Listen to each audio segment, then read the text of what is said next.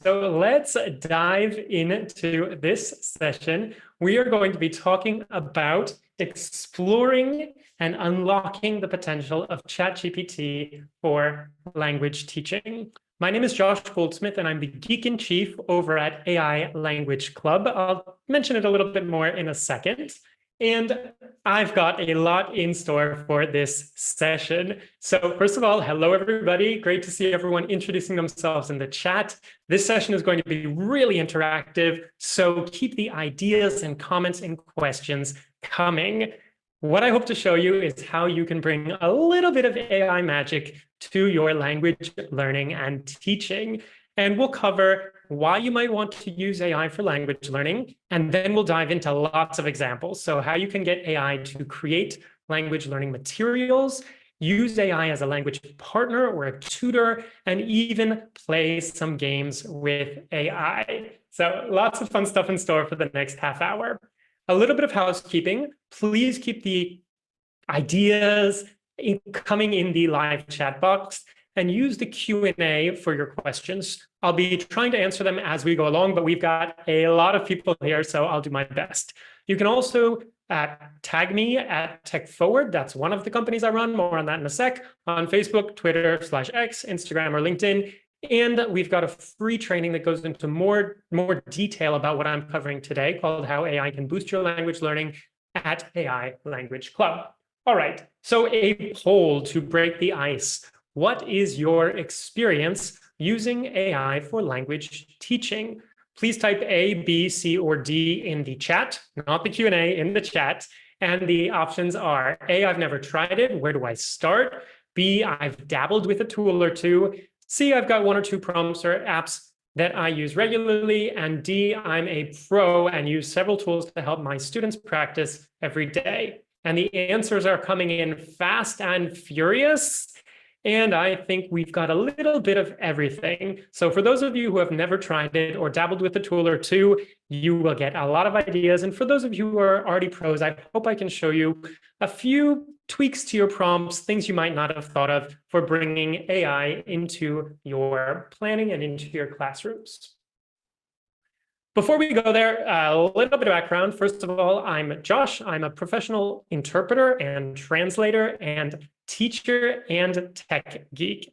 So on the professional side of things, I train translators and interpreters to keep up with the changing times at TechForward. I also train teachers like you and language learners at AI Language Club, which I founded with my friend Kirsten Cable. And AI Language Club is where we're cooking up all sorts of fun new ideas for using AI for learning and teaching. I speak a lot of languages: English, Spanish, French, Italian, Catalan, Portuguese, and German. And actually, AI can work in many different languages, but for today, we'll mostly keep our examples to English. And the photo, that's me doing my interpreting thing with lots of tech. I've got an iPad, a computer, etc. in front of me. So I do enjoy playing with technology. Now, before we can look at how you can use AI in your classrooms, just a little bit of background. What is AI? Well, AI has been around for a lot longer than we realize. I mean, AI really came to the forefront for the general public anyways in November 2022 when ChatGPT took off. But even before that, AI was already present in many aspects of our life: chatbots, healthcare, finance, retail. The little autocomplete when you get AI to help you finish your emails, you might not have realized that was AI, but it was there. Speech recognition or automatic transcripts for a session like this one, and tons more. What's really interesting about the newest iteration of AI is that it can understand natural speech in any language. And it does that with these huge data sets, which are called LLMs, large language models. And because they've basically scraped the internet for tons and tons of information and data, they are a treasure trove of linguistic information in many different languages. Now, there are different tools out there. You've probably all heard of ChatGPT, which is a tool produced by OpenAI, but Google has their own tool called Gemini. It was called Bard until about a week or two ago. And Microsoft's tool is called Copilot. It was also just rebranded. It was called being until just a week or two ago. For today, we're going to focus on ChatGPT just because we don't have that much time and I want to give you lots of ideas. You can try out these ideas with the other tools, and there's actually strengths and weaknesses of each tool and many, many more things you can do with different tools like audio and video and images, but more on that in a second. All right, so why might you want to use AI for language learning and teaching? Go ahead and pop some ideas of how you've used AI into the chat. I'm going to have a sip of water.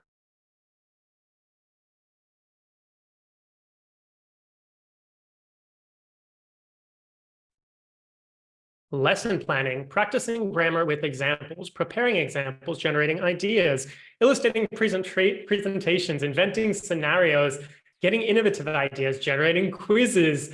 Wow, it's going fast and furious. Feedback, personalized learning, that's a key one for me. So here are some of my main reasons that I think AI is interesting for language learning. First of all, it really adapts to the level of your students or your classroom. We'll see that in a minute. It's a lot of fun to interact with your own little language partner, and it doesn't judge you, right? Because even if you make mistakes, AI can simply correct them calmly in a very friendly tone, and you can learn from that as well. We'll talk about that in a minute. It can make some skills that were a little bit less fun to practice, let's be honest, more fun. And you can use it just about anywhere. So it is a very interesting tool for, I think, teachers and students. All right, now I've set the stage and it's time for lots of examples. So first of all, let's talk about how you can get artificial intelligence to create materials for any level and subject. I'm going to need a few examples because I'm going to do all of this live. I've got some backups if it doesn't work, but we're going to do this live. So tell me a level and a topic, and just keep them coming so we can play with some ideas. I'm going to jot these down. So B2 sports, A2 family, C1 food or nature, weather, environment, agriculture, tech, B1 tourism, C2 business, food and culture, social issues. Okay, I've got enough. We are ready to dive in.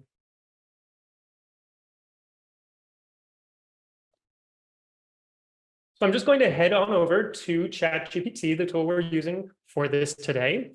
There are two different options with ChatGPT. There's the free option, which is called GPT 3.5, and there's the paid option, which is GPT-4. Right now, that's $20 a month, but pretty much everything we're going to do right now works with 3.5. A couple of things work a little bit better with 4, but you can just use the free version for testing this out. And if you want to test it out as we go along, feel free to do so as well. All right, so the very first thing we're going to do is create a vocab list around our interests. Pick one of these topics. All right, nature. Let's do nature at the C1 level. So we will simply write in natural language, give me a list of 10 C1 level English vocab words related to nature. And let's say nature conservation.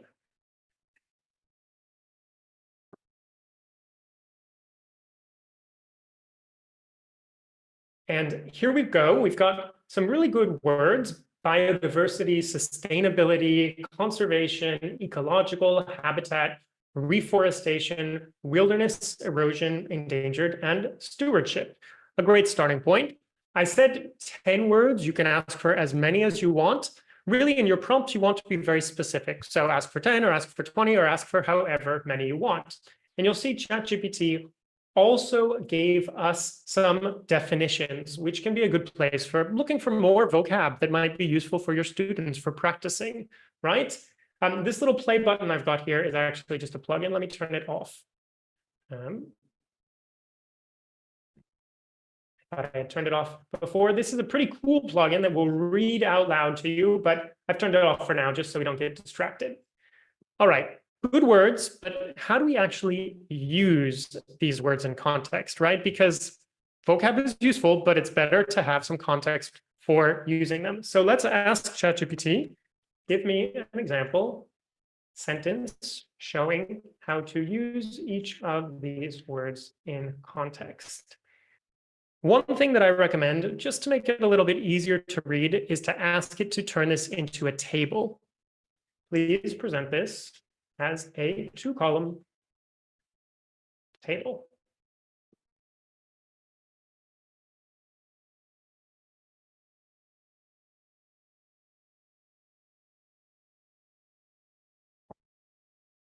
All right, so now we can see we are getting examples to see the collocations that are used with these words, to see the context, right?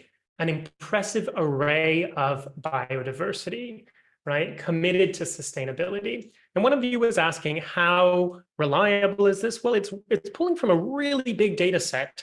So there you might see the odd mistake here and there, always double check it. But it does tend to be pretty good, especially for English, which is one of the biggest data sets that it has, and where the tool was designed with English. Maybe not with English first, but with huge English data sets. And we can see practice stewardship of the land for generations. Now, if we want some other ideas for how this term might actually be used in context, we can also ask for more examples. So give me 5 more example sentences with the word stewardship.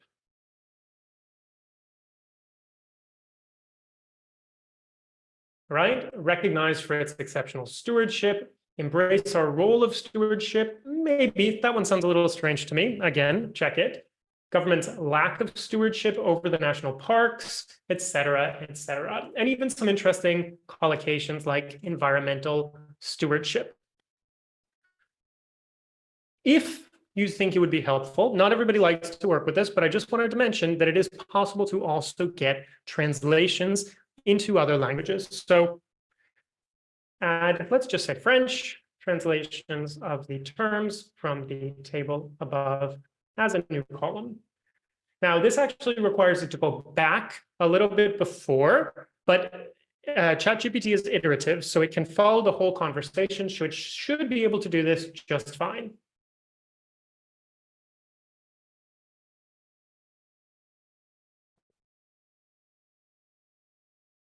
There we go. So we've got some terms. And again, we might want to check those to see if they're appropriate.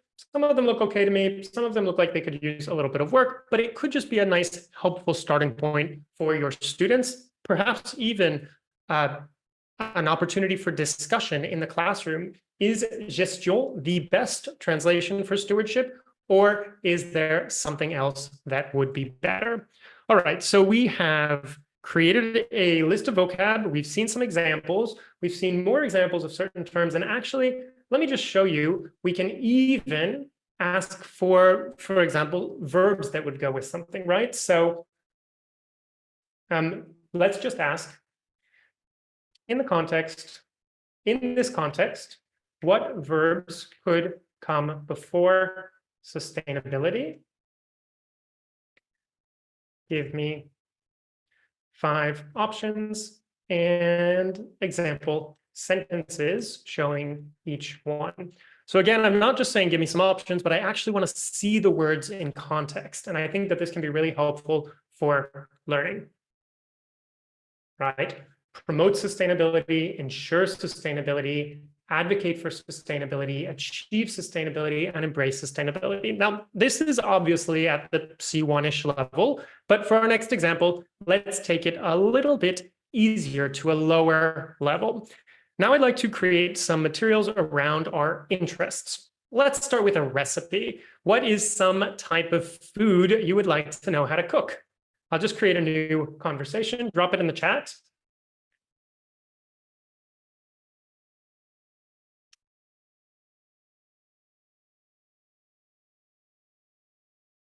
All right, falafel. Several of you have said falafel, so write a simple recipe for falafel in A1 level English.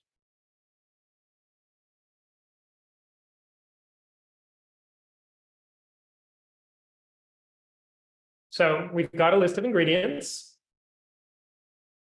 It's pretty clear. Some of these terms look a little bit beyond A1 to me. The good news is you can always ask it to adjust the level.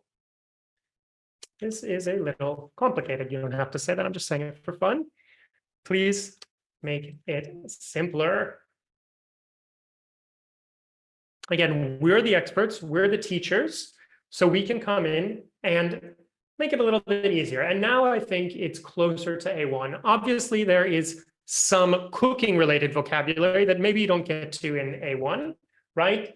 But, and some specific terminology for cooking, but this is a lot simpler and easier to work with. We could also ask it to put it in a more, make it longer, make it more complicated, etc. So let's take another example and create a song or a story. Let me find one of your examples. So family. Let's say. Now you could always say, give me a list of, write me a story about family in A2 English. But I find from a teaching perspective, it's more useful to have a list of terms in advance. So give me a list of 10 basic words related to family at the A2 level in English. Well, that's probably A1, but there we go. We've got some basic words. And now we can use this as a starting point for a story. Using these words, write a story about going to visit my family in Lebanon and learning to make falafel. Right? So you can make it a lot of fun for your students to explore any topic that they're interested in. Now, I didn't tell it A2, and look, it made this way too complicated, right? So we can, of course, say, rewrite this in A2 level English.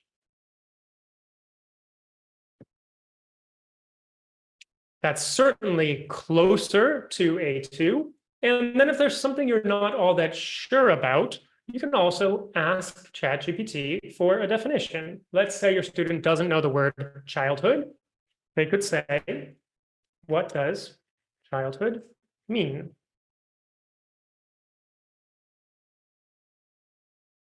Too hard for me to understand in simpler English. There we go. Childhood means the time when you are a kid, from when you were born until you become a teenager. It's when you're young and you're growing up.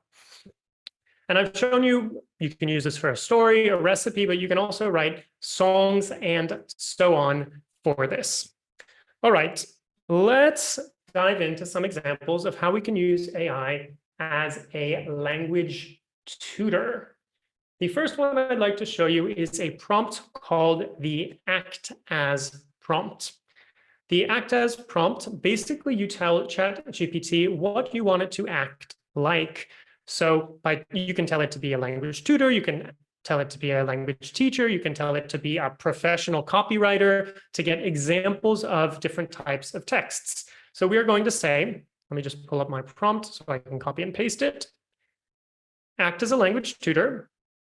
Here's a pretty long prompt. I'm going to give you some words I'm learning, and I need you to explain what they mean. I'm going to give you some context. All right. So what was an example we had before? Childhood. We'll use that. Here's our prompt. And then we'll grab the word.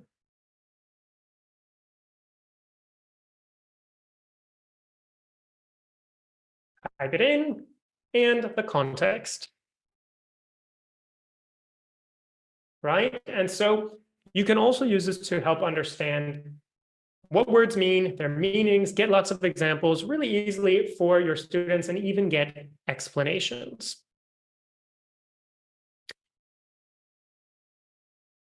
You can also use ChatGPT to try to explore subtle differences between words. Can I get an example of two words that are really, really similar? Pop them into the chat. Words that your students have issues with and have been asking you about. lay and lie, assure and ensure. Okay, let's take assure and ensure for this one. What is the difference between assure and ensure?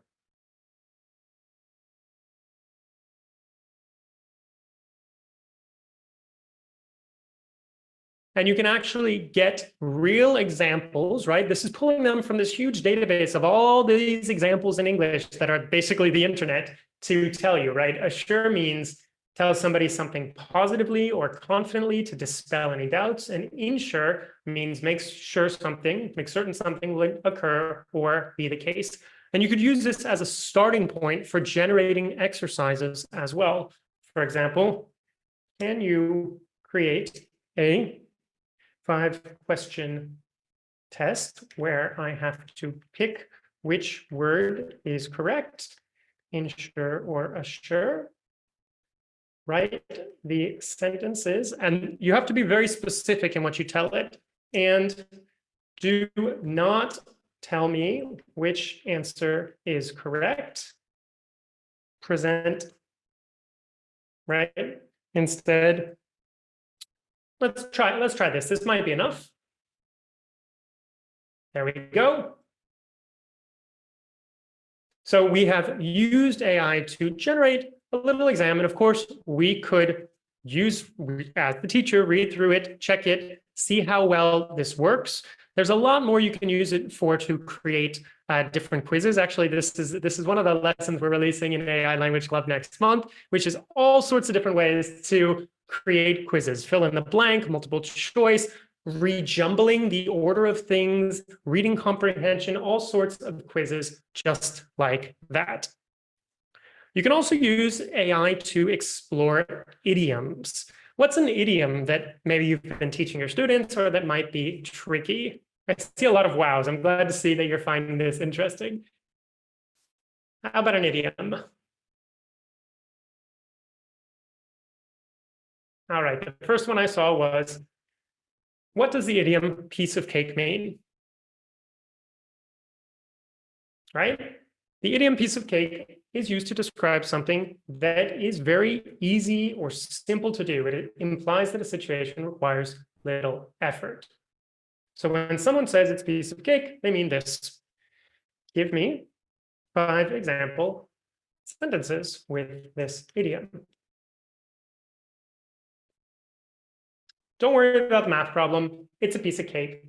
I thought the job interview would be difficult, but it turned out to be a piece of cake. Baking cookies is a piece of cake for me. I think that's a joke. ChatGPT is joking here. Fixing the car should be a piece of cake. Her presentation skills are excellent. Giving a speech in front of the class is a piece of cake. And you could even ask for other idioms that express the same idea, right? Give me a list of 5 to 10 other idioms in English that express the idea of something being easy. Right? A walk in the park, child's play, cinch, easy as pie, a cakewalk, a breeze. Getting your ducks in a row is maybe a little bit different, but quite a few good ideas. Again, we use our expertise as the teacher to review this and see what works best. And can AI joke? Well, maybe. Certainly the 4.0 jokes better than 3.5. Google's tool, Gemini, can actually be really playful at times, depending on the questions you ask it. But let's stay focused here. All right. I've got three more things to show you and about 5 or 6 minutes left. And then I'll try to take 1 or 2 questions. So another thing you can do is use, when we're talking about using AI as a tutor, right? So a language tutor explaining subtle differences, exploring idioms, and also correcting and improving writing. So I put an example on the screen, obviously written by a student, probably with A1 level English and there are a few mistakes in there, right? It says, hi, John. There's a colon, which probably isn't standard anyways in English. Thank for the invitation. I cannot go. I have a English lesson. And we asked it to rewrite. Again, this was ChatGPT 3.5, so the free version of ChatGPT. And here's what it came up with. Hi, John, comma, thank you for the invitation. Unfortunately, I can't make it as I have an English lesson. See you next time. There we go. So already we can see some corrections. All right, might be useful. Perhaps the student would be able to dig into the differences between these, but let's take it one step further. So let me just pull up this chat. So you can actually pull up a previous chat. Might want to do that with your students if you want to show them some things. So here was the chat, and I said, thanks, because one of you jokingly said, yes, teachers tend to be polite when talking to AI. Thanks. Can you tell me what errors you corrected and why? And look at this. Here are the corrections made. Thank you. Thank for the invitation was corrected to thank you for the invitation. And that's because it was missing this word. I cannot go was kept as is. All right, that's not a correction. I have a English lesson was corrected to I have an English lesson. And that's because the word English starts with a vowel sound, the rule is used. And we could actually say, okay, can you explain this rule in more detail? I'm not going to do it right now, but we could ask it. Well, actually, I will. Can you explain this a and rule in English in more detail?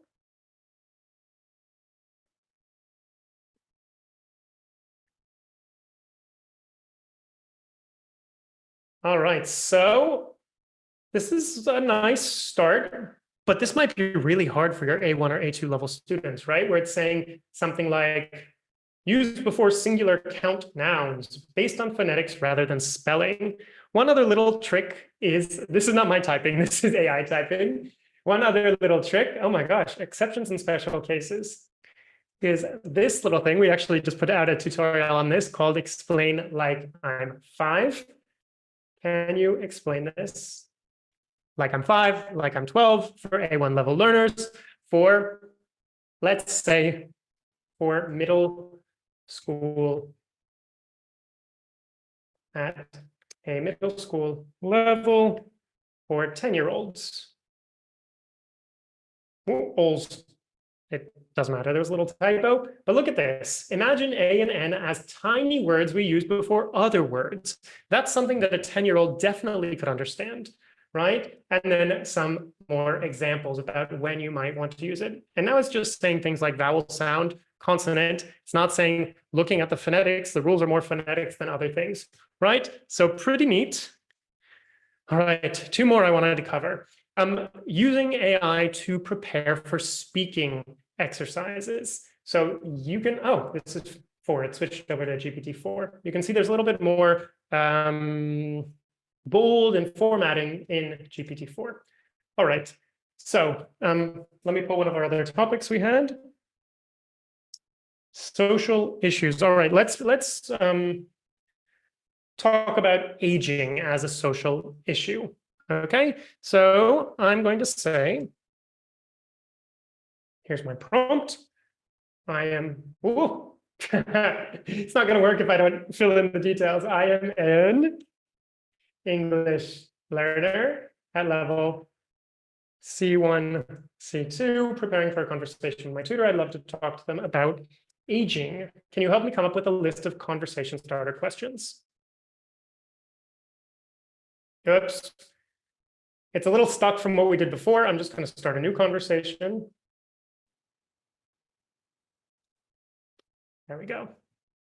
Of course, here are some starter conversation questions. This is not about aging. Did I write aging? Ah, because I wrote again. Let's try that again. About aging. There we go. All right, how do you think attitudes towards aging have changed over the past decades? What are some common stereotypes or misconceptions about aging? And here too, we could ask for vocab that's relevant at this level. We could ask it to format it into a table. We could even ask for some sample answers.